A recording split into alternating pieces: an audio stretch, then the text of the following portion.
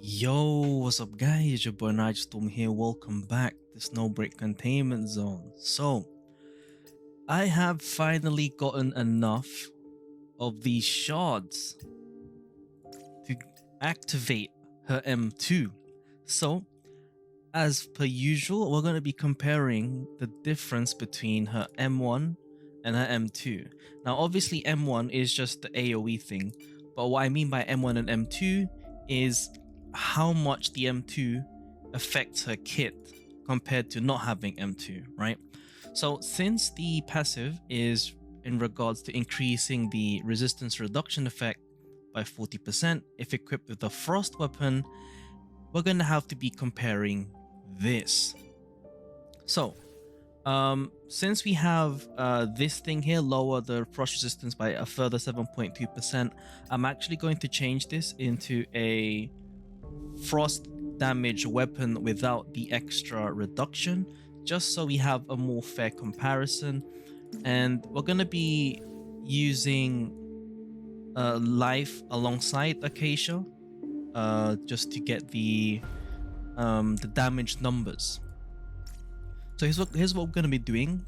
So I'm just going to go to Neural Sim, and we're going to be fighting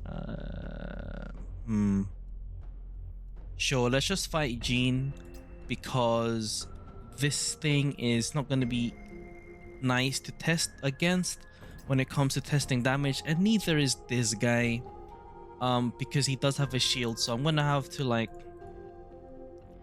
do something here. So maybe let's try difficulty 6. I don't know, let's just do difficulty 8. Now just keep in mind, since we are shielded. Okay, now let's leave all of this out.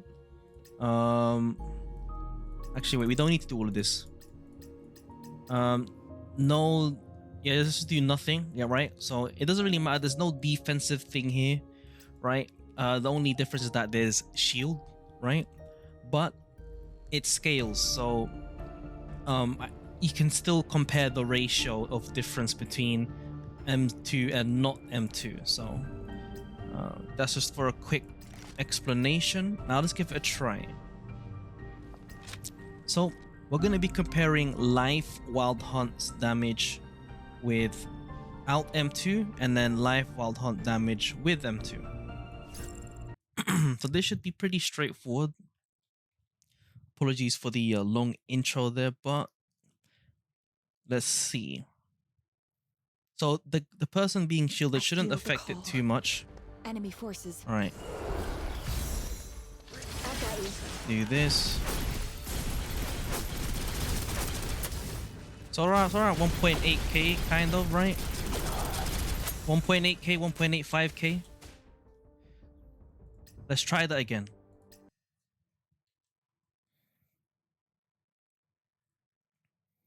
Let's try that again.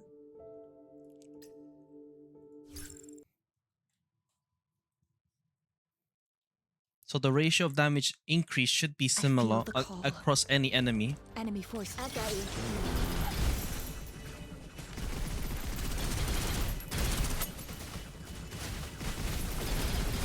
So I say it was around 1.5k. Around 1.85k. Okay.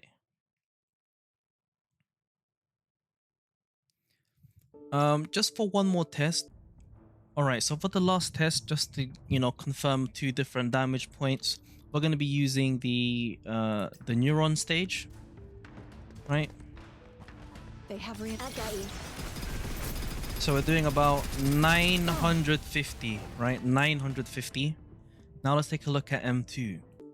Alright, let's go ahead and upgrade to M2.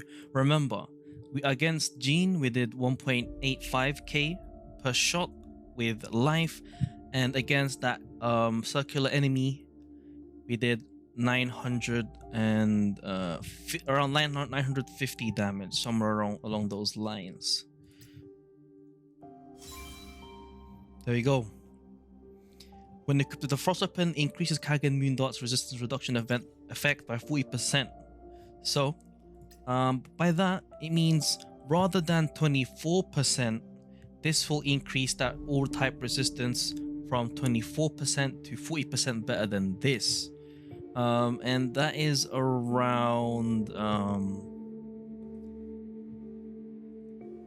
somewhere around like 30, like around 33% minimum. It lowers it by 33% instead. So now let's check this out. So of course, we're going to be testing this out against Jean first. So we did 1.85k previously. Now we will do... Let's have him teleport first. Okay, 1.9... Well, I thought 1.97. 1.97.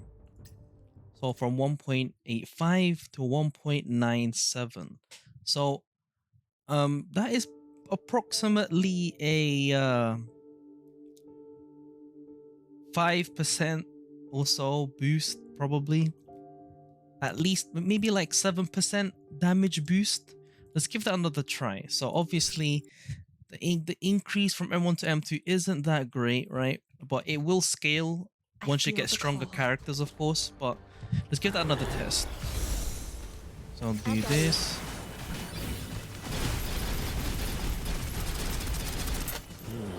Okay, so we're doing basically approximately 100 more damage than before.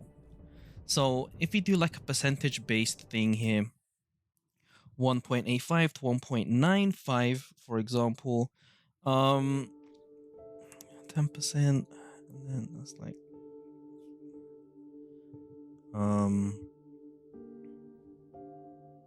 or yeah, it's around 6%, somewhere along those lines, like 6.5% damage increase.